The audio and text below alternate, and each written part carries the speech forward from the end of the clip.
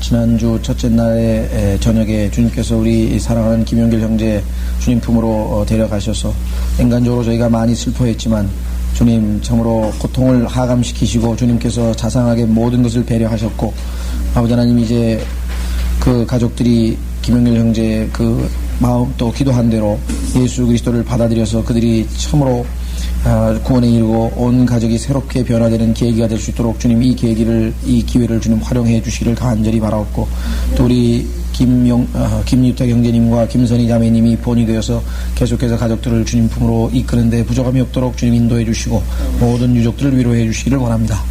아버지 하나님 저희 다시 이렇게 주중에 불러 모으셔서 아버지 사랑하는 형제 자매들 하나님 앞에 섰습니다. 먼저 하나님 말씀 들려주시옵시고 아버지 하나님 그 말씀을 통해 주님을 더욱 알아가게 하시고 우리의 처져 있는 마음을 다시 주님을 향해 솟구치게 해 주시옵시고 저희의 참으로 처져 있는 영을 소생시키시고 하나님의 말씀으로 우리를 다시 일깨우셔서 주님 다시 충만한 가운데 나머지 또 며칠간을 살다가 주님 다시 함께 모일 수 있도록 복을 주시기를 간절히 기도하옵고 원합니다. 뿐만 아니라 우리가 마땅히 구할 바를 알지 못하되 성령께서 우리에게 마땅히 구할 바를 알려주시옵시고 하나님 말씀을 통해 하나님의 뜻에 부합되는 간구를 드릴 수 있도록 해주시기를 원합니다. 아버지 하나님 이외에도 주님 참으로 가정적으로 어려운 사람들, 경제적으로 어려운 사람들, 또 질병으로 어려운 사람들 많이 있습니다. 이 모든 일을 주관하시고 섭리하시는 주님께서 참으로 약속하신 대로 합력하여 모든 것을 선을 이루신다는 신뢰를 우리가 계속 잊지 않게 하시고 또 피할 길을 내셔서 주님이 한 걸음 한 걸음 오랜 고통을 참으로 바울 안에서 역사하시고 죽음의 본을 고난의 본을 우리에게 보이신 주님을 따르는 그 십자가의 길을 저희가 감히 담당하게 걸어갈 수 있도록 인도해 주시기를 간절히 기도하옵고 원합니다. 오늘 이 시간 성경 공부 하나님 손에 의탁합니다. 무지하고 무능하고 참으로 무력한 자인데 주님께서 이제 단위에 세우셨는데 주님 약속하신 대로 능력으로 함께 해주시고 주님의 영으로 충만하게 세워주시고 참으로 나약한 육체를 붙드시고 지혜와 명철을 더하셔서 온전히 하나님의 말씀을 잘 가르칠 수 있도록 성령님께서 특별하게 도와주시고 아버지 하나님 또 합당한 기도로 주님 앞에 모든 간구를 알 수 있도록 복 주십시오. 이 시간을 주님 손에 의탁드리고 우리 주 예수 그리스도 이름으로 기도하옵나이다. 아멘.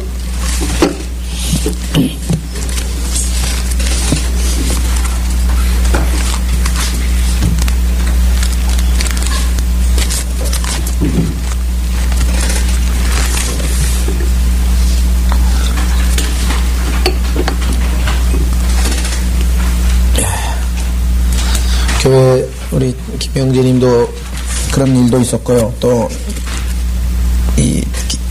이것저것 모르는 가운데 교회에서 여러 가지 좀 그런 어려운 일들이 좀 곳곳에서 있습니다. 그래서 제가 몸도 좀 쇠약해지고 또 막 목이 쉬어서 그런지 더 처지는 것 같아요. 몸도 축 충돌어지고 봄이어서 그런가 아주 목소리까지 쉬어서 대단히 죄송합니다. 하여간 빨리 회복해 주시도록. 저도 불편하지만 하여간 좀 다른 듣는 분들이 영 불편할 것 같아서 지난 시간에 이어서 이사야서 63장 17절서부터 기도입니다. 참 간절한 기도입니다. 왜냐하면 대환란 때 이스라엘 민족의 기도거든요. 물론 우리가 영적으로 고통 가운데 있는 우리들이 하나님께 드리는 기도로 얼마든지 영적으로 적용할 수 있겠습니다만은 1차적으로는 전무후무한 우리가 처해 있는 이 정도의 약간의 힘들고 고통 이건 아무것도 아닙니다. 정말 예수님께서 말씀하시기를 전에도 없었고 후에도 없을 그런 어마어마한 어려움 속에 환난 속에 처해 있는 이스라엘 백성이 하나님께 간구하는 기도의 내용입니다. 기도의 내용은 하나밖에 없습니다. 돌아오시는 것밖에 없습니다. 그렇죠? 돌아오시라고. 자, 오 주여 어찌하여 주께서는 우리를 주의 길에서 벗어나게 하시며 우리의 마음을 완악하게 하사 주를 두려워하면서 멀게 하시나이까. 주의 종들을 위하여 주의 유업의 족속들을 위하여 돌아오소서. 자, 여기 유업의 족속들이라고 하는 말은 이스라엘을 언급하는데요. 더 정확하게 번역하자면 이 어부라고 하는 전치사는 동격입니다. 그래서 정확하게 번역을 하자면 이렇게 하는 게 더 좋을 것 같습니다. 주의 유업인 그 지파들을 이렇게 하면 좋겠어요. 주의 유업인 그 지파들을 이스라엘의 트라이브스 12지파를 얘기하는 거죠. 동격입니다. 이스라엘이 곧 주의 유업입니다. 자, 그것은 신명기 32장을 확인해 보면 금방 이해가 될 것입니다. 한번 신명기 32장으로 가보십시오. 신명기 32장에 가면은 하나님의 유업, 하나님이 가지고 계신, 하나님이 마땅히 상속받아야 될 그러한 것이 있는데 그것이 바로 야곱의 후손들, 즉 이스라엘 민족입니다. 신명기 32장 7절, 8절, 9절입니다. 신명기 32장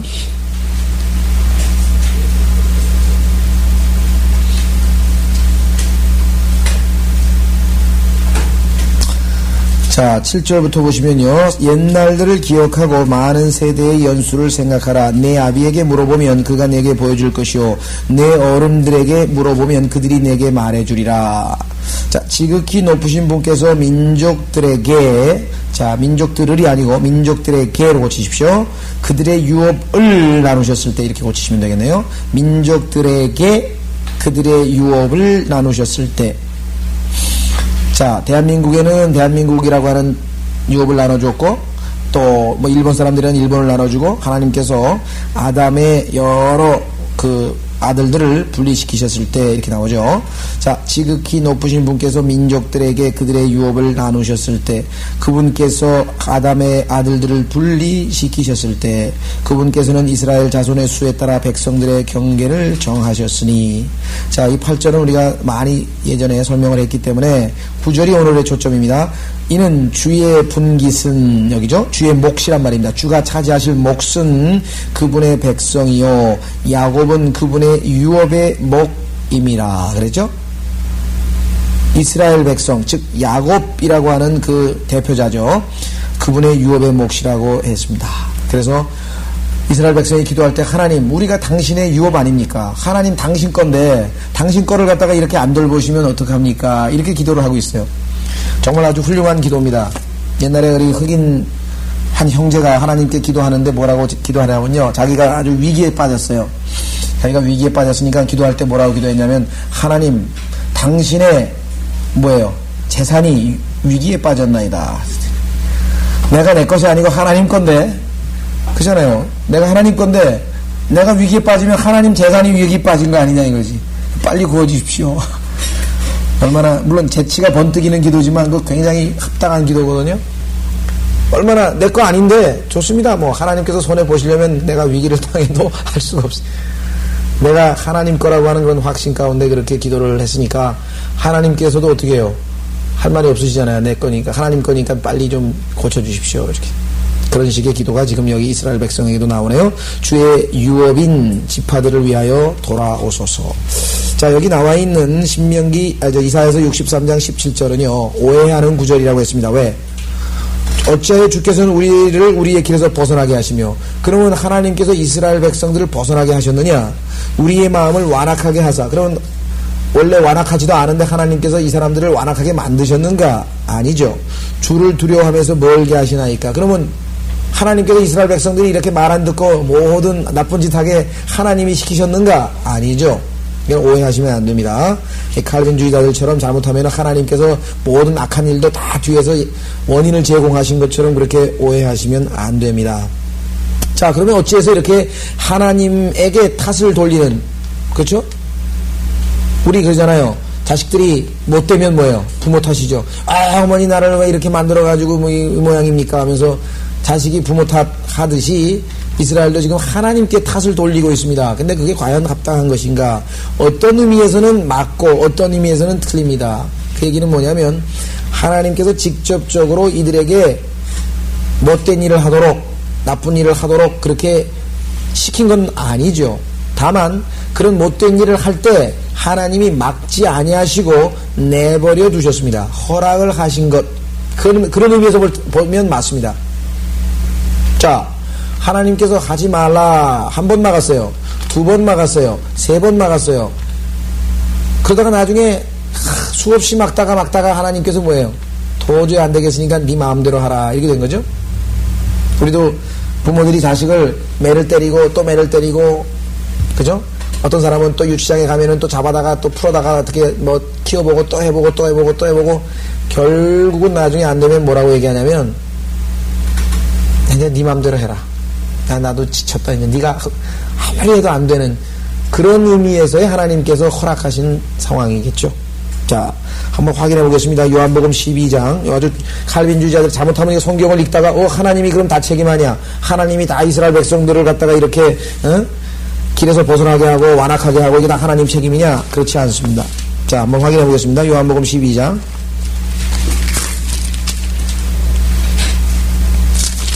37절.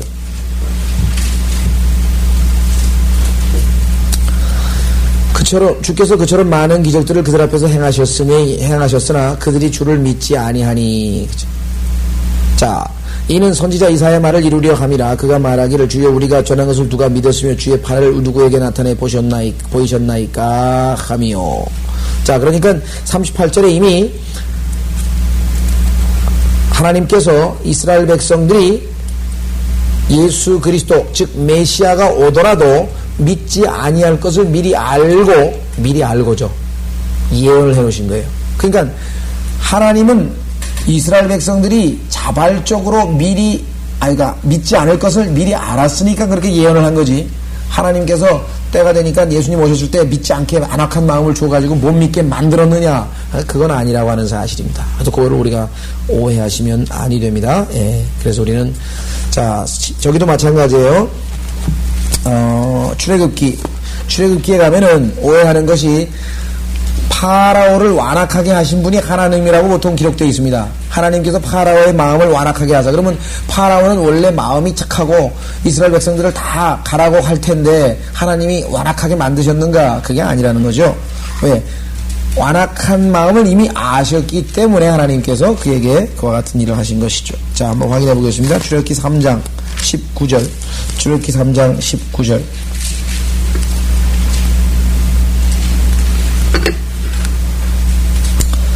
자, 출애굽기 3장 19절에 보시면요, 이렇게 하나님께서는 미리 알고 계십니다. 뭘 알고 계시나 보세요. 내가 확실히 아노니 어떤 능한 손으로도 이집트 왕이 너희를 결코 가게 하지 아니할 것이라. 자, 완악해가지고 모세나 아론이나 무슨 위대한 인간이 나타나가지고 무슨 그렇게 해도 결코 안 보내고 완악한 마음을 가질 것을 하나님은 미리 아신다 그랬어요. 그래서 결국은 20절에 내가 나의 손을 뻗쳐, 이제 하나님께서 이제 손을 뻗쳐서야 그때 가서야 아이고 하나님 잘못했습니다. 매 맞고 나서야 하나님 잘못했습니다. 그 소리가 나오겠죠.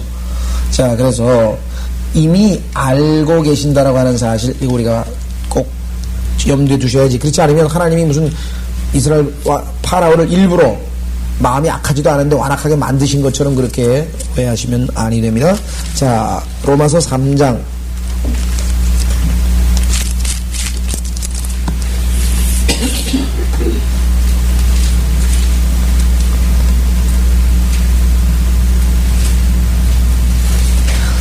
'자, 어떤 사람들은 이런 식으로 얘기를 합니다. 3장 3절에 보면은요, 로마서 3장 3절에 보면 어떤 자들이 믿지 아니하였다면 어찌하겠느냐?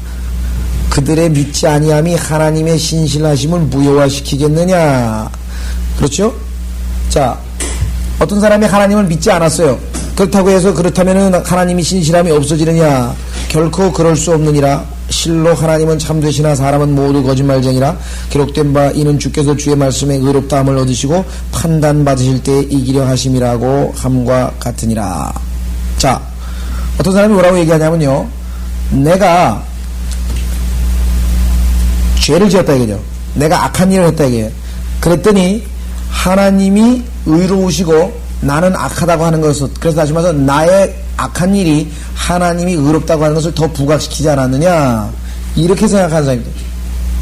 예를 들면 내가 죄를 졌더니 하나님께서 나를 용서해 주셨다. 그러면 내가 죄를 지은 것 때문에 하나님께서 나를 용서하셨으니까 하나님이 자비로우시다고 하는 것이 내 죄 때문에 더 명명백백해지지 않았느냐, 이런 식으로 궤변을 들어오는 사람이 있다는 거죠. 그러니까 죄를 합리화시킨다 이 말이에요. 그럴 수 없다. 그래서 왜? 하나님은 순종에 의해서 영광을 받으시는 것이지 우리가 죄를 지은 걸 가지고 영광을 받으시는 분이 아니십니다. 그래서 어떻게 되겠습니까? 이렇게 나와있어요. 5절에 그러나 만일 우리의 불의가 하나님의 의를 드러나게 한다면 우리가 무슨 말을 하리요? 보세요. 이 사람 얘기는 뭐냐면, 내가 불의하니까, 우리도 그렇죠. 내가 만약에 더러운 옷을 입고 있으면 옆에 깨끗한 옷 입고 있는 사람하고 대조해 보면은 깨끗한 옷 입은 사람이 더 깨끗해 보일 거 아니에요. 그러니까 내가 더러운 옷을 입고 있는 것이 도움이 된 거 아니냐, 이런 식의 궤변을 들어오는 사람이 있는데 그럴 수 없다고 성경이 했습니다. 보세요. 내가 사람의 방식대로 말하니 응징하시는 하나님께서 불의하시냐? 결코 그럴 수 없느니라. 만일 그렇다면 하나님께서 어떻게 세상을 심판하시겠느냐? 만일 나의 거짓말로 인하여 하나님의 진리가 더욱 풍성하여져서 그의 영광이 되었다면 어찌하여 내가 죄인으로서 여전히 심판을 받으리요? 차라리 악을 행하여 선을 이루어지게 하자고 하지 아니하겠느냐? 그런 자들의 정죄는 당연하니라. 죄를 지어서 하나님이 너무너무 자비로우신 분이다 라고 하는 것을 드러내는 그런 식의 영광은 안 받으신다는 거예요. 하나님께서는 순종을 통해서 영광을 받으시죠. 그죠? 네. 요거는 이제 칼빈주의자들이 아주 교묘하게 말장난하는 겁니다. 이거 조심하셔야죠, 우리가. 예. 자, 시편 51편으로 가면 다윗은 분명하게 내 죄라 그랬습니다. 책임이 자기에게 있어요. 내 죄. 자, 시편 51편에 가서요, 이렇게 기록되어 있습니다. 2절, 시편 51편 2절에 나의 죄악으로부터 나를 철저히 씻으시고 나의 죄로부터 나를 깨끗하게 하소서. 내가 내 죄과들을 아오니 내 죄가 항상 내 앞에 있나이다. 내 죄, 내 죄과 나의 죄, 계속해서 나의 책임을 인정하고 있죠? 그렇죠? 예. 따라서 우리는 이 이사야서 63장에 있는 한 구절만 떡 빼가지고 봐라, 하나님께서 이스라엘 백성들을 완악하게 하고 하나님께서 이스라엘 백성들을 죄를 짓게 만든 거 아니냐, 이런 식으로 얘기할 수 없다는 거죠. 그것은 하나님의 허락하시는 뜻이에요. 늘 말씀드리지만 욥기를 보면 금방 알 수 있죠. 하나님께서 욥을 괴롭히셨습니까? 욥은 그렇게 알았어요. 하나님께서 욥은 하나님이 자기를 괴롭히는 줄 알았죠. 계속해서 하나님이 나에게 화살도 쏘고 하면서 막 불평불만했는데 실제적으로는 누가 괴롭힌 겁니까? 마귀가. 그렇죠? 마귀가 괴롭혔지만 사람들은 왜 하나님께서 욥을 그렇게 시험하셨다고 얘기하느냐? 허락을 해줬으니까. 마귀가 와서 좀 그렇게 치겠다 그랬을 때 하나님께서 안 된다고 했으면 안 됐을 텐데 허락은 하셨죠. 그렇죠? 이것을 성경에서는 하나님의 허락하시는 뜻이다, 이렇게 얘기를 합니다. 자, 그러니까 결론을 내리자면 하나님께서는 사람으로 하여금 죄를 짓게 원인을 제공하시거나 일부러 시키시거나 그러시질 않습니다. 다만 때로는 죄를 짓는데 막지를 않아요. 내버려 둬요. 왜? 그래야 죄인인 걸 안다니까요. 그래야 자기가 죄인인 걸 아니까. 사람들이 지금 자기가 죄인인 걸 모르고 있는 사람들은 하나님께서 환경을 허락하시면 금방 알 수가 있습니다. 늘 그리는 그 그림이잖아요. 그렇죠? 이게 좀 똑같은 구정물인데, 컵에 담긴 구정물인데 어떤 사람은 지금 이런 상태라고요. 그러니까 자기가 자기를 봐도 죄인인 걸 금방 알아. 왜? 시기심 있죠? 게으르죠? 욕잘하죠? 무슨 성질 잘 내고 뭐 보니까 막 온갖 죄투성이에요. 그러니까 자기가 자기를 봐도 금방 죄인인 걸 알아요. 근데 어떤 사람은 아주 항상 교회도 잘 나오죠? 성경도 많이 읽죠? 프리칭도 많이 하죠? 기도도 많이 하죠? 남도 잘 도와주죠? 그러니까 그 사람의 죄는 어디에 가지고 있어요? 그 사람이 가지고 있는, 이 사람과 똑같이 가지고 있는 시기, 질투, 미움, 뭐 온갖 더러운 생각 여기 다 있는데, 있기는 있는데 안 보여요. 그래서 이렇게 의롭게 살아요. 이건 옳은 일이에요. 이렇게 살면 훌륭한 거예요. 주님께서, 성령께서 역사하셔서 이렇게 살면 훌륭한데, 문제는 마치 자기는 이것이 없는 사람인 양 착각을 해버린단 말이에요. 자기의죠. 자기의. 그러니까 하나님께서 할 수 없이 뭐예요? 때로는 고난으로, 질병으로 팍 치면 어떻게 돼요? 흔들리면 그냥 쏟아져 나오는 거죠. 그렇죠? 그러면 하나님께서 이 사람 죄를, 없는 죄를 여기다 집어넣습니까? 하나님께서 여기다 죄를 집어넣냐, 이게? 아니라, 이게. 원래부터 이 사람이 가지고 있는 죄예요. 하나님께서 환경을 허락하셔서 그냥 탁 허락하니까 툭 튀가 나오네, 죄가. 때로는 허락하신다. 왜? 그래야 자기가 죄 있는 걸 알지. 그렇지 않으면 그냥 마냥 의로운 사람인 것처럼 착각을 해버린다, 사람들이. 그렇죠? 그 욥도 여기 있는 거 있는데 이것만 보고 있어요, 하나님이. 그러니까 마귀를 시켜가지고 툭 치게 하니까 나중에 자기가 의롭다는 사실 다 털어놓잖아요. 교만, 자기 의가 다 드러나 버리고. 자, 그래서 우리 시편, 자, 그래서 구체적으로 이와 같은 영적인 세계에서는 어떤 일이 전개되는가 한 구절 정확하게 나와 있는 내용을 한번 확인해 보겠습니다. 열왕기상 22장입니다. 이 열왕기상 22장은 영적인 세계는 이렇게 일이 전개되는구나. 열왕기상 22장.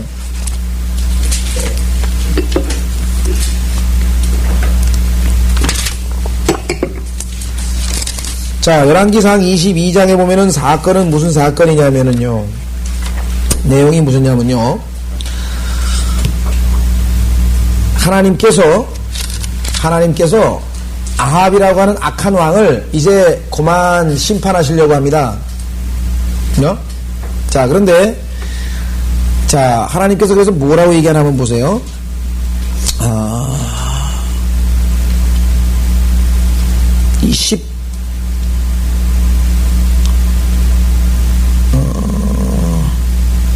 자, 19절서부터 보겠습니다. 자, 열왕기상 22장 19절에 보면은 미카야라고 하는 한 선지자가 하나님의 말씀을 이렇게 얘기를 합니다. 미카야가 말하기를 그러므로 왕은 주의 말씀을 들으소서.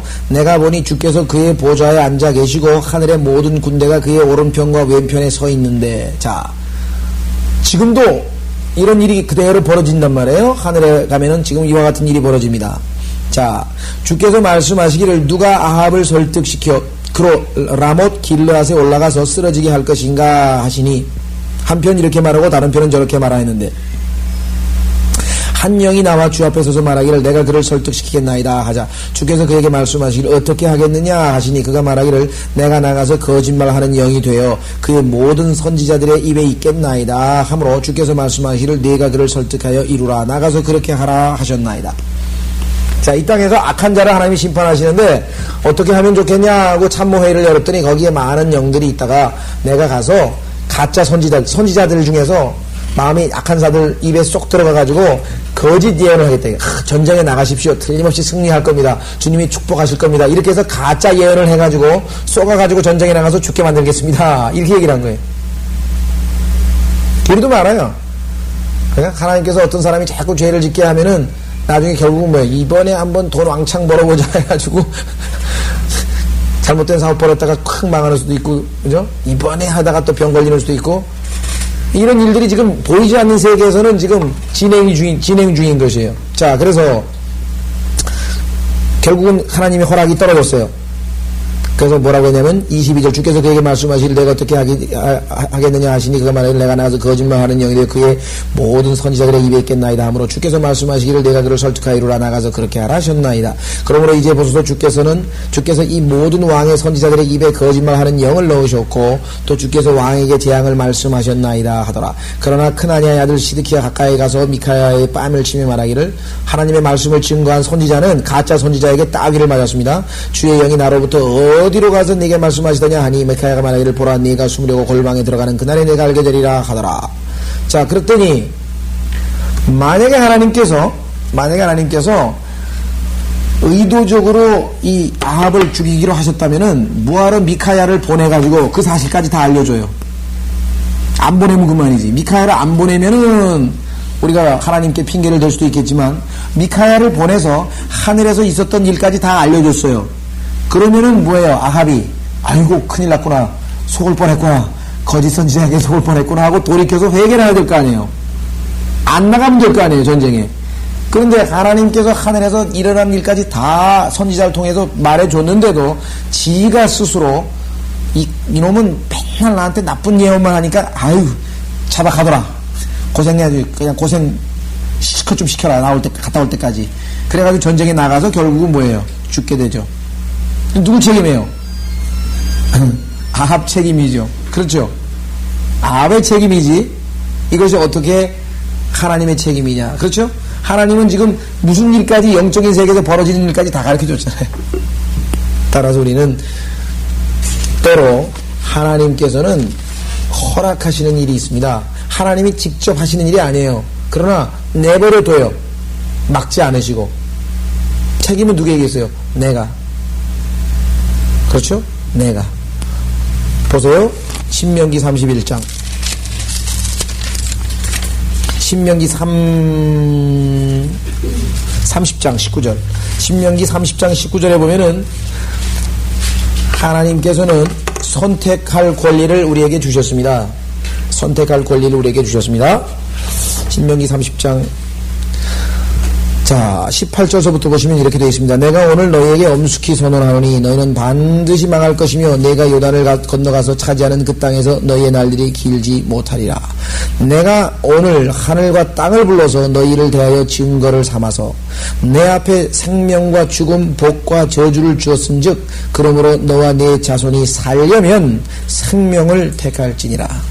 생명과 죽음 복과 저주를 다 가르쳐주고 선택을 우리에게 하도록 하시는 것이지 우리로 하여금 저주의 길로 우리로 하여금 사망의 길로 몰고 가시는 분이 아니다 이 말이죠. 그럼 왜 이스라엘은 하나님 앞에 그랬다고 푸념을 하고 하나님 앞에 한탄을 하고 그렇게 아까 이사야서 63장에서 기도했는가? 잘못된 거죠. 그건. 하나님 앞에 그렇게 핑계를 댈 수가 없는 거죠. 자, 그래서 우리는 조심하셔야죠. 다시 이사야서 63장으로 가겠습니다. 자, 그래서 18절 주의 거룩함의 백성이 주의 거룩함의 백성이 어떤 백성입니까? 이스라엘이죠. 그 땅을 차지하였으나 그렇습니다. 이스라엘이 1948년부터 돌아와서 잠시 동안 그 땅을 차지를 했지만 잠깐뿐이었고 그렇죠. 이스라엘이 영원히 계속해서 예루살렘을 차지하지 못하고 여러 번에 걸쳐서 예루살렘에서도 쫓겨나갔습니다. 자, 우리의 대적들이 주의 성소를 짓밟았나이다 그랬습니다. 예. 아까 얘기했던 17절 끝부분에 주의 종들을 위하여 주의 유업인 그 지파들을 위하여 돌아오소서. 이것은 주님이 빨리 돌아오셔서 우리를 구해달라고 하는 재림의 예수님의 다시 돌아오시라고 하는 기도고요. 자, 18절의 내용은요. 성소를 짓밟힌 사건에 대한 언급입니다. 역사적으로 보면은 이스라엘의 예루살렘 성읍은 3번에 걸쳐서 짓밟혔는데 여러분 잘 아시는 역대하 36장 7절에 보면은 역대하 36장 7절에 보면은 느부갓네살이라고 하는 바벨론의 왕에 의해서 짓밟혔고 두 번째는 누가복음 21장 20절 누가복음 21장 20절에 보시면 로마 제국에 의해서 짓밟힐 것 예언이 되어 있습니다. 그래서 우리는 AD 70년에 티토 또 타이터스라고 하죠. 영어로는 타이터스 보통은 티토라고 하는 로마의 장군에 의해서 짓밟힌 것을 우리가 알 수가 있습니다. 그 다음에 세 번째는 계시록 11장 1절에 보면 적 그리스도에 의해서 나중에 다시 한번 짓밟히게 될 것을 성경에서 말씀하고 있습니다. 한번 확인해 보겠습니다. 역대하 36장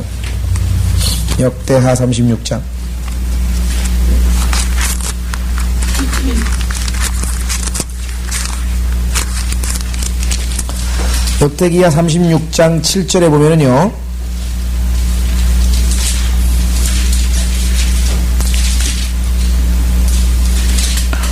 느부갓네살이 또 주의 전에 기명들을 바벨론으로 가져가서 바벨론에 있는 그의 신전에 두었더라 그랬죠. 자, 예루살렘에 와서 하나님의 기명들 성전에 있는 모든 물건들을 싹 털어갔습니다. 13절 자, 그도 자신을 하나님으로 맹세케 하였던 느부갓네살 왕에게 반역하였으나 여기 느부갓네살 왕이라고 하는 사람이 쳐들어온 것을 또 확인해 볼 수 있고요. 자, 17절 그러므로 하나님께서 갈대아 왕을 그들에게 보내셨으니 이게 느부갓네살이죠. 예. 그 다음에 19절 또 그들이 하나님의 전을 불사르고 여기 나왔네요. 예루살렘 성벽을 부수며 불로 모든 궁들을 불사르고 모든 귀한 기명들을 파괴하였으며 자, 그렇게 해서 예루살렘이 짓밟힌 첫 번째 사건. 자, 두 번째 사건은 예수 그리스도의 예언입니다. 누가복음 21장 20절 누가복음 21장 20절 누가복음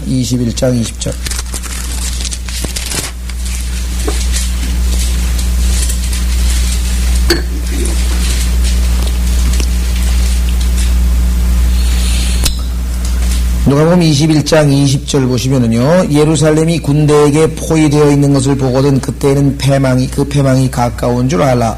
그때 유대에 있는 사람들은 산으로 피하고, 자, 대환란이죠? 그때는 이스라엘에 있는 사람들이 산으로 피하고, 도성 안에 있는 사람들은 시골로 가되, 시골에 있는 사람들은 도성으로 들어오지 못하게 하라. 왜? 이는 이 날들이 복수의 날들이니, 재림이죠? 자, 모든 것을 기록된 대로 이루게 하려 이루려 하는 것이라. 그날에는 아이를 뵌 사람들과 젖먹이는 사람들에게 화 있으리라. 자, 그래서 유일하게 결혼을 하지 말라라고 하나님께서 명령을 내린 선지자는 예레미야입니다. 예레미야는 이스라엘의 환란, 대환란 때 이스라엘의 모습을 보여주고 있는데요. 자, 그때는 너무나 고통이 심하기 때문에 아이 있는 사람이 힘들죠. 이는 그 땅에는 큰 고난이 이 백성에게는 큰 진노가 있을 것이기 때문이라. 또 그들은 칼날에 쓰러질 것이며 모든 민족들에게 사로잡혀 갈 것이요. 자, 그러니까 23절은 대환란이고요, 24절은 교회 시대입니다. 이렇게 성경이 한 구절 한 구절마다 달라지기 때문에 연결해서 잘못 읽으면 올바로 안 나누면 큰 문제가 생긴다 그랬죠. 자, 그들은 칼날에 쓰러질 것이며 또 모든 민족들에게 AD 70년에 전 세계로 흩어졌죠. 또 예루살렘은 이방인들의 때가 찰 때까지 이방인들에게 짚밟히리라. 그렇습니다. 이방인들이 때가, 하나님이 심판하실 때가 찰 때까지 이방인들에게 짚밟히게 될 것입니다.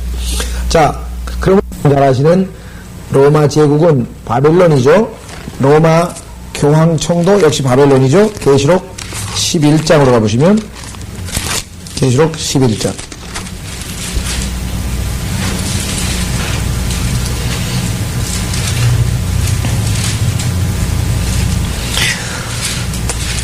장 1절과 2절을 보시면 여기에 예루살렘이 다시 또 짓밟히는 장면이 나옵니다. 세 번째, 적그리스도가 짓밟는 거죠. 또 내게 지팡이 같은 갈대를 주며 그 천사가 서서 말하기를 일어나서 하나님의 성전과 제단과 그 안에서 경배하는 자들을 측량하라. 그러나 성전 밖에 있는 뜰은 남겨두고 측량하지 말라. 이는 그것을 이방인들에게 주었으며 그들이 42달 동안 그 거룩한 도성을 예루살렘을 짓밟을 것이기 때문이라. 이렇게 얘기했습니다. 그렇죠? 자, 그래서 많은 사람들이 예루살렘에 이 짓밟는 사람들을 공산주의자라고 강해를 많이 했었습니다. 러시아나 소련이나 무슨 공산주의자일 것이다, 이렇게 얘기들을 많이 했는데 그게 아니죠. 우리는 로마라고 하는 것을 계속해서 성경을 통해서 알 수 있죠. 자, 로마입니다. 어떻게 알 수 있는가? 언덕 위에 있는, 그렇죠? 7 언덕 위에 있는 도시라고 그랬습니다. 한번 확인해 보겠습니다. 계시록 17장.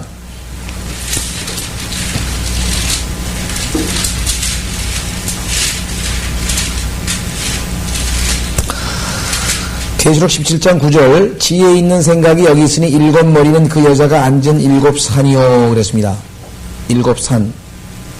자, 7 산 위에 세워진 도시, 여러분 잘 아시는 무슨 도시입니까? 로마입니다.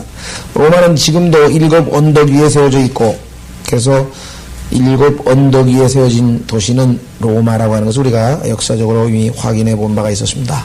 자, 그래서 여러분 잘 아시는 이 로마에 의해서, 로마 교황에 의해서 세 번째로 예루살렘은 침략을 받게 될 것입니다. 자, 다시 이사야서로 오셔서 세 번에 걸친 이스라엘의 예루살렘의 침략, 세 번에 걸친 것이죠. 19절, 다시 이사야서 63장 19절. 우리는 주의 것이니이다. 아까 나왔죠? 이스라엘 백성은 누구 것이라고요? 하나님의 유업이라 그랬잖아요. 우리는 주의 것이니이다. 그래서 주께서는 그들을 다스리신 적이 없으며, 그들 누구예요? 그 우리의 대적이죠. 거기 나와 있죠? 그 18절 바로 위에 보면 우리의 대적들이 주의 성소를 짓밟았나이다 했을 때 그 대적들은 그들을 다스린 적이 없어요. 주님은 이스라엘만 다스리고 늘 이스라엘을 인도하셨지 이방인들하고는 상관하지 않으셨다, 그 말입니다. 역사적으로 그랬죠? 내버려 두셨습니다. 이방인들은 다 내버려 두셨어요. 그건 여러분들 잘 아시는 것처럼 로마서 나와 있습니다. 한번 확인해 보겠습니다. 로마서에 보면은 하나님께서는 이방인들은 내버려 두셨다.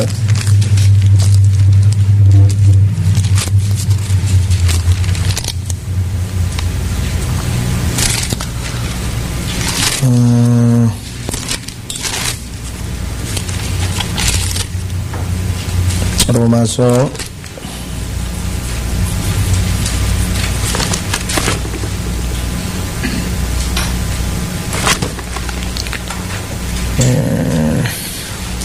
1 장이 있나?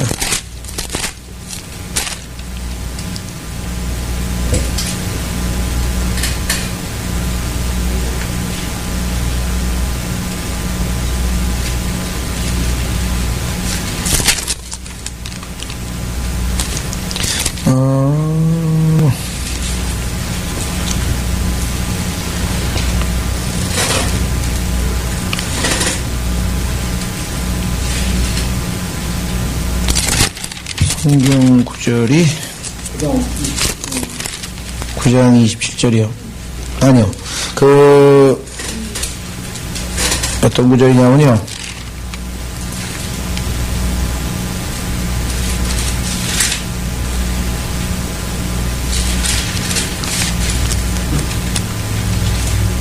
사도행전 17장을 보는 게 더 좋겠습니다. 죄송합니다. 사도행전 17장. 사도행전 17장 30절. 사도행전 17장 30절. 특히 이방인들의 대표격인 헬라 사람들에 대해서 사도 바울이 설교를 하고 있습니다. 마르스 언덕에서 지금 철학자들을 대상으로 해서 지금 설교를 하고 있는데 그 설교의 내용 중에 보면은 이와 같은 말이 나옵니다. 특히 이방인들에 대한 얘기가 이렇게 나오는데요. 자, 뭐라고 나오나 한번 보십시오. 설교를 합니다. 24절. 세상과 그 안에 있는 만물을 지으신 하나님은 하늘과 땅에 주시니 그분은 사람의 손으로 만든 성전들에는 계시지 아니하시며 또한 무슨 필요한 것이 있어서 사람의 손으로 섬김을 받아야 되는 것도 아니시니 이는 그분이 친히 만민에게 생명과 호흡과 만물을 주심이라. 또 하나님께서는 인류의 모든 족속을 한 피로 만드시어 온 지면에 살게 하시고 미리 계획하신 시기와 그들이 거주하는 경계를 정하셨으니 아까 우리 읽었던 신명기 32장에 나오는 내용이죠. 이는 주를 찾게 하려 함이라. 사람들이 하나님을 찾아 나서면 만날 수 있으리니 그분은 실로 우리 각 사람에게서 멀리 떨어져 계시지 아니하도다.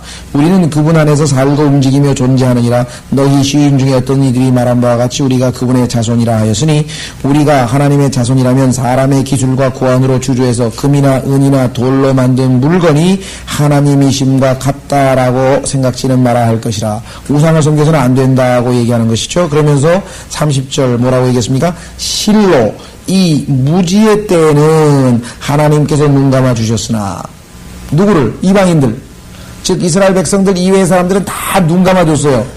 내버려 두셨어요. 그러나 이제 예수님께서 오셔서 모든 인류를 위해서 십자가에서 죽으신 이후에는 어디에 살고 있는 어떤 사람에게도 회개하라고 명령하고 계시니라. 이는 하나님께서 친히 선정하신 그 사람 예수님으로 하여금 의로 세상을 심판하실 한 날을 정해놓으시고 그를 죽은 자들로부터 살리시어 모든 사람에게 확신을 주셨습니다. 그때까지 하나님께서 눈 감아주신 모든 인류의 죄를 십자가에서 다 도말하시고 이제 그 의로우신 분이신 예수님으로 하여금 심판자로 그를 심판주로 삼으셨으니까 이제 빨리 회개하고 돌아오라 라고 지금 사도 바울이 얘기를 하고 있습니다. 그렇죠?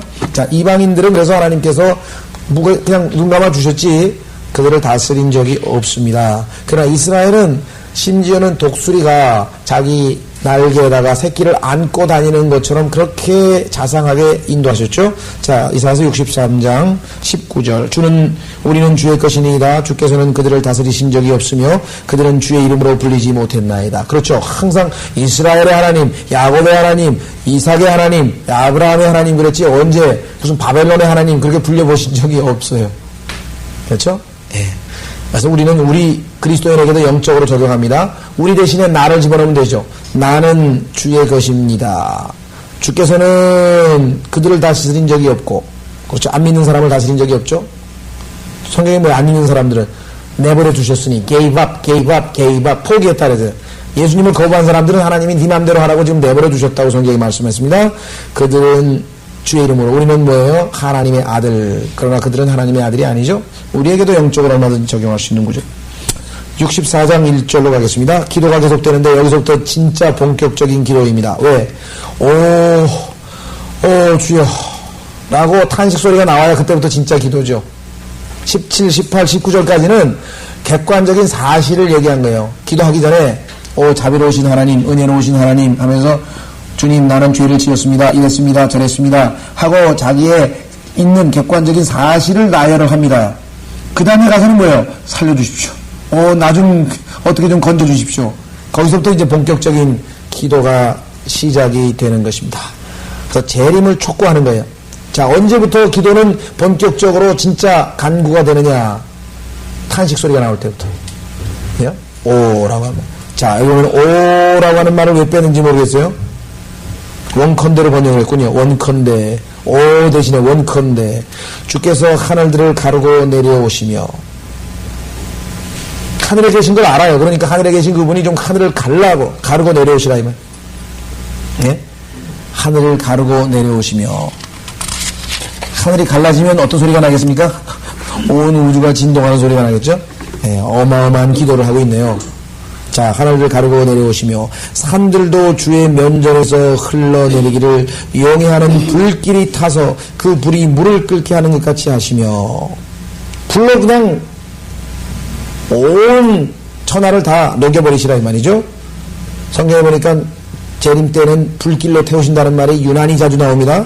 주의 이름을 주의 대적들에게 알게 하셔서, 이 적그리스도를 비롯해가지고 이 어리석은 무리들이, 이 역의 군대들이 모여가지고 주님을 모르니까 이런 주님을 대적하지 않습니까?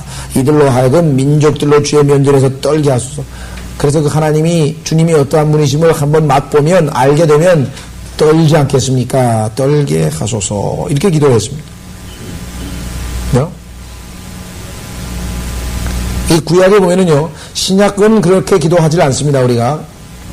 신약에는 예를 들면은, 내가, 마음에 미워하는 어떤 형제를 하나님 좀 벌 좀 주십시오. 그런 식으로 기도는 하는 사람이 있는지 모르지만 그렇게 기도해서는 안 되고요. 그러나 구약에는 그런 기도가 많아요. 왜냐하면 악인들, 그저 원수를 하나님께서 갚아달라 해서 바울도 보면은 여러 번의 기도를 드립니다. 구약에서는 그것이 허용되는 기도였지만 신약에서는 우리가 하나님에게 맡기고 내버려둬야지, 그걸 갖다가 뭐 벌 주시라든가 뭐 사업을 막 해달라든가 그 집 자식을 뭐 죽게 해달라든가 뭐 이런 식의 저주하는 기도는 곤란한 얘기죠. 신약에서는. 예. 자, 원컨대 주께서 하늘을 가르시고 내려오시며 산들도 주의 면전에 흘러내기를 용해하는 불길이 타서, 자, 이 불길에 대한 구절들을 한번 확인해 보겠는데요. 자, 성경에 보면은 하나님께서 이 민족들을 불길 가운데 심판 주신데, 맨 밑에 보면은 민족들로 주의 면전에서 떨게 하소서. 민족이라고 하는 단어가 nations입니다. nations. 오늘날의 UN이라고 하는 단어가 뭡니까? United Nations. nations. 그 UN 나라들이 다 모여가지고 하나님을 대적하고 있습니다.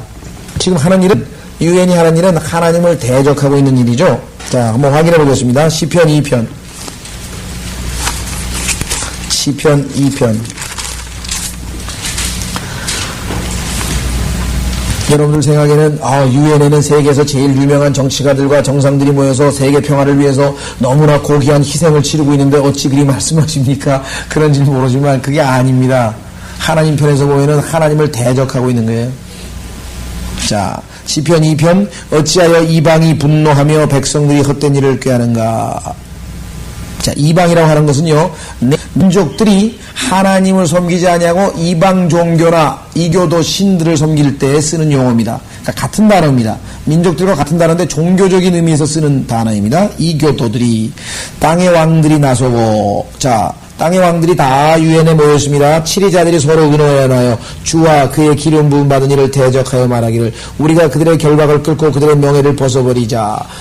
어디서도 똑같은 짓을 했습니까? 바벨탑에서도 우리가 우리의 이름을 내자. 하나님께 영광 돌리는 게 어딨어? 우리가 영광을 차지하자. 유엔에서도 마찬가지죠. 하나님께 영광을 돌립니까? 유엔에서 뭐 길이 많이 필요 없이 잘 살아보자. 그전엔 뭡니까? 지구의 날이었죠? 며칠 전이. 지구의 날. 그래서 지구를 살리자 뭐 이런 캠페인이 지금 뭐 있고 그래서 보니까 그 시사주간지 타임즈는 아주 특집호를 냈어요. 그러니까 한 권이 한 100페이지가 되는데 어떻게 지구를 살릴 것인가. 전체 한 권이 전부 그 얘기예요. 그래서 니들이 무슨 힘으로 지구를 살리냐. 다 웃었지만 참 그냥 어마어마하게 연구를 하고 막 그럽니다.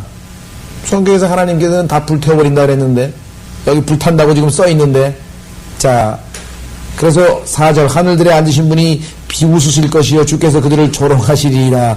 그때 그가 진노 가운데 말씀하시고 심히 불쾌하여 그들에게 화내시기를 내가 나의 거룩한 시온산에 내 왕을 세웠도다 하시리라. 내가 칙령을 선포하리라. 주께서 내게 말씀하시기를 너는 내 아들이라. 내가 너에게 오늘 내가 너를 낳았노라. 내게 구하라. 그러면 내가 너에게 이방을 내 유업으로 땅의 맨 끝을 내 소유로 주리라. 이 땅이 누가 통치합니까? 예수 그리스도께서 오셔서 1000년 동안 예수님이 통치합니다. 하나님께서 예수님께 주셨습니다. 내가 예수님께서 그들을 이방 민족들을 철장으로 깨뜨릴 것이며 너희 땅의 재판관들아 교훈을 받을지어다. 두려움으로 주를 섬기고 떨림으로 즐거워하라. 그 아들에게 입맞추라. 아들에게 입맞춰야지. 적그리스도에게 가가지고 입맞추거나 형상에 절하거나 666표를 받거나 그건 다 심판받죠. 그렇지 않으면 그가 노하실 것이요 그가 조금만 격분하셔도 너희가 그 길에서 망하리라. 그를 신뢰하는 모든 사람은 복이 있도다. 그렇습니다. 자, 그럼 구체적으로 불길 가운데 심판하는 것은 어디 나오는가? 세 구절 확인해 보겠습니다. 스파냐서 구약성경 끝부분에 스파냐서 3장 8절.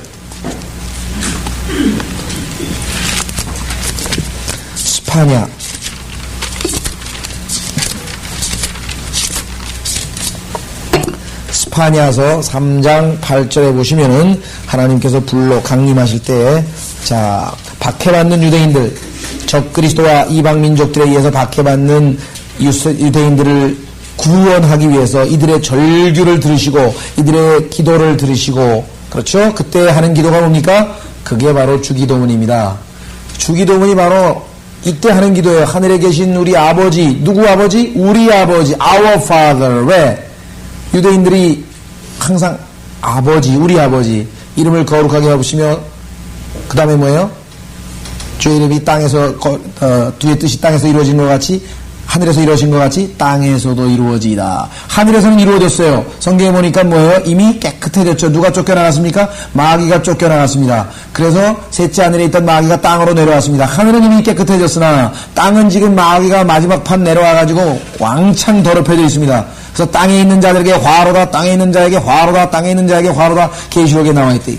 땅이 더럽혀졌죠. 그래서 하늘에서 뜻이 이루어진 것까지 땅에서도 이루어지이다. 우리에게 일용할 양식을 주옵시고. 왜?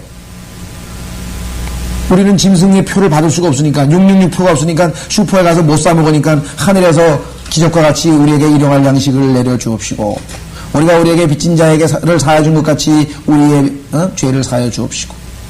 교회 시대하고 아무 상관없어요. 우리가 누구 죄 사해줬다고 하나님이 용서해주고 그 조건부 아니에요. 예수님을 믿는다는 거로 우리를 용서하시는 거죠. 그러나 그 당시에는 행위와 관련이 있기 때문에 우리가 환난 때에는 누구를 미워한 마음을 그대로 가지고 있으면 하나님께서 용서할 수 없죠. 남을 용서한다는 전제 조건하에 용서. 그래서 뭐예요? 다만 우리를 악으로부터, 그때 악이란 말은 악한 자죠. 악으로부터 구하소서. 적그리스도가 지금 얼마나 우리를 괴롭히는지 환난 때의 기도입니다. 그래서 뭐예요? 나라와 권세와 영광이 영원히 아버지의 것이옵니다. 왜? 적그리스도의 것이 아니고 아버지 거니까 빨리 아버지가 와서 좀 해결해달라. 이게 기도입니다. 그러니까 주기도문이라고 하는 것은 교회 시대하고는 아무 상관없는 기도문이고 그 내용 자체가 교리적으로 맞지를 않아요. 그죠? 우리는 이 유대인들이 예수 그리스도께서 왕으로 오신 그분을 맞이하면서 예수님께서 가르쳐준 제자들에게 가르쳐준 그 기도문 내용이 Our Father라고 하는 용어서부터 시작해가지고 전혀 교회 시대하고는 맞지 않고 오히려 여기 유대인들에게 해당이 됩니다. 자, 스파냐서 3장 8절에 보세요. 주가 말하노라 그러므로 너희는 내가 일어나서 먹이로 삼는 날까지 나를 기다리라. 먹이로 삼는데 하나님이 오셔서 예수님이 오셔서 다 먹어버린대. 이는 내 결심이. 자, 하나님께서 이미 결심을 하셨는데 어떤 결심이냐? 민족들을 모으는 것이미니. 여러분들의 유엔이 저절로 만들어지는 것 같죠? 사람들이 죄교에 빠진 겁니다. 유엔을 만들어가지고 하나님께서 어떻게 하려고? 다 흩어져 있는 거를 다 묶어가지고 어떻게 하려고? 싹 해서 독버리는 어디다가 싹 태워버리려고. 왜 나라들을 다 묶어요? 다 묶어가지고 태우기 좋게. 독버리는 다 묶어서 태워버린다 그랬죠? 알곡은 창고에다 집어넣고. 그래서 모으는 겁니다. 그 유엔이, 온 세계가 지금 다 모여가지고 유엔을 만든 거는 하나님의 허락하시는 뜻 하에서 여기 벌어지는 일이죠. 그래서 뭐예요? 내 결심이 민족들을 모으는 것이미니 내가 왕국들을 모아서 그들 위에 내 분노 곧 나의 모든 경로를 쏟으리라. 이는 온 땅이 내 질투에 뭐라 했습니까? 불로 삼켜질 것임이라. 자, 데살로니가 후서를 보시죠. 데살로니가 후서에 보면은 역시 1장 8절에 불길 가운데 벌 주신다 그랬습니다. 예수님께서 오실 때 불길 가운데 벌 주신. 데살로니가 후서 1장 8절. 이방인들이죠. 예수 그리스도를 믿지 않고 있던 이방 민족들에게 하나님께서 예수님의 재림 때 불길로 심판하신다. 6절 하나님께서 함께 하시는 의로운 일은 이것이니 너희에게 고통을 주는 자들에게는 환난으로 갚으시고 고통을 받는 너희에게는 우리와 함께 안식으로 갚아주시는 것이라. 주 예수께서 그의 능력의 천사들과 함께 하늘로부터 나타나실 때에 하나님을 알지 못하는 자들과 우리 주 예수 그리스도의 복음에 순종하지 아니한 자들을 불길 가운데 벌하시리니 이런 자들은 주의 임재와 그의 능력의 영광으로부터 떠나 영원한 멸망의 형벌을 받게 될 것이라. 불길 가운데 벌하신다 그랬죠? 마태복음 13장 역시 불길 가운데. 마태복음 13장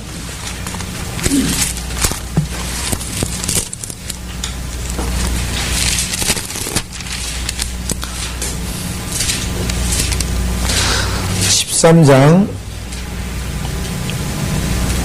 24절에 나와 있는 비유를 보십시오. 마태복음 13장 24절 주께서 또 그들 앞에 다른 비유를 들어 말씀하시기를 천국은 좋은 씨를 자기 밭에 뿌린 사람과 같으니 사람들이 잠자는 동안 그의 원수가 와서 곡식 사이에 독보리를 뿌리고 가버리니 싹이 나고 이삭이 베일 때에 독보리도 나오더라. 그 집 주인의 종들이 와서 그에게 말하기를 주인님 당신의 밭에다가 좋은 씨를 뿌리지 아니하였나이까 그런데 독보리는 어떻게 생겼나이까 라고 하니 그 주인이 그에게 말하기를 원수가 이렇게 하였구나 하자 그 종이 그에게 말하기를 그러면 우리가 가서 그것들을 한 대 모으기를 원하시나이까 하니 주인이 말하기를 아니라 독보리를 한 대 모으다가 곡식까지 함께 뽑으면 아니 되느니라. 추수 때까지 둘 다 함께 자라도록 두었다가 추수 때에 내가 수꾼들에게 말하여 먼저 독보리를 모아서 불사르기 위하여 단으로 묶고 곡식은 내 곡식 창고로 모아드리게 하리라고 하시더라. 그죠? 마태복음 3장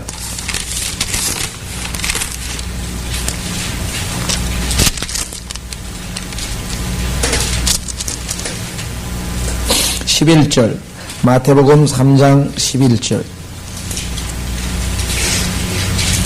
나는 정령 회개시키기 위하여 너에게 물로 침례를 주거니와 내 뒤에 오시는 분은 나보다 더 능력이 많으시니 나는 그분의 신을 들 자격도 없느니라. 그분은 성령으로 또 불로 너희에게 침례를 주시리라. 이거를 오해를 해가지고요.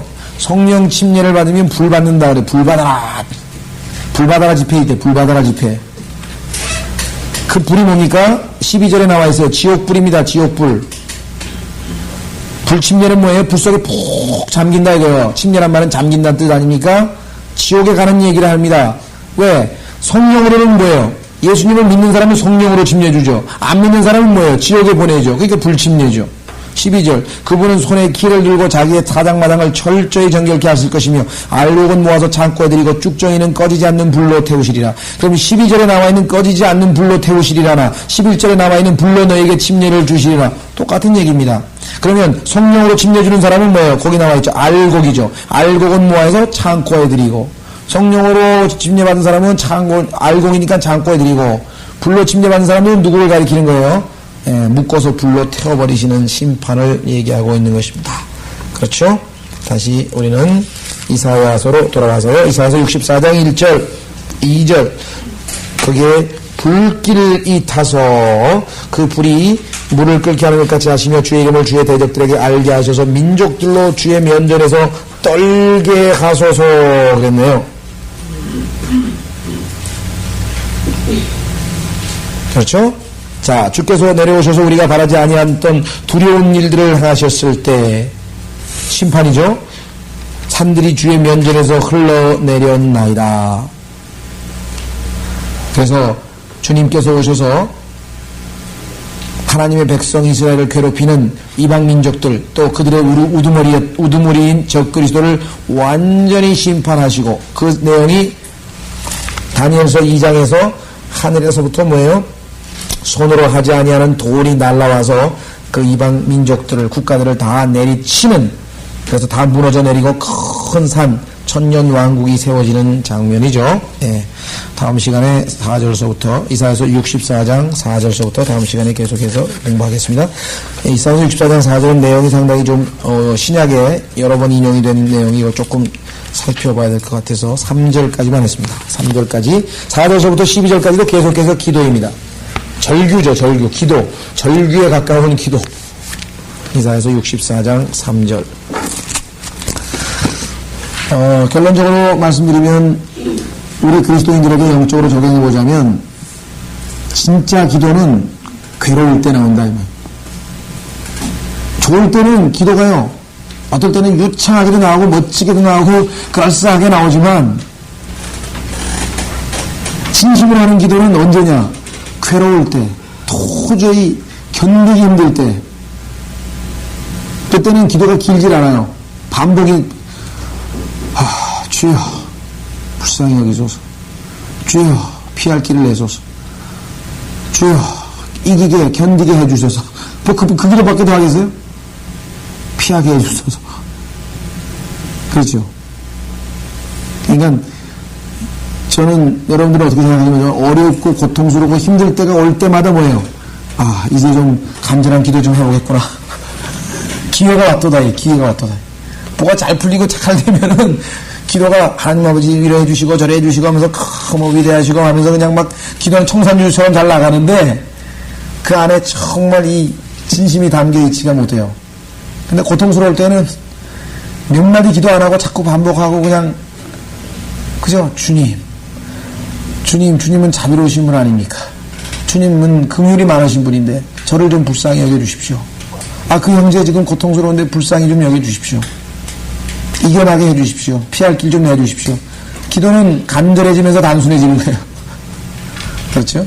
네, 그래서 오늘 이 환란 때 이스라엘 백성의 이 기도는 정말 거의 절기에 가까운 기도입니다.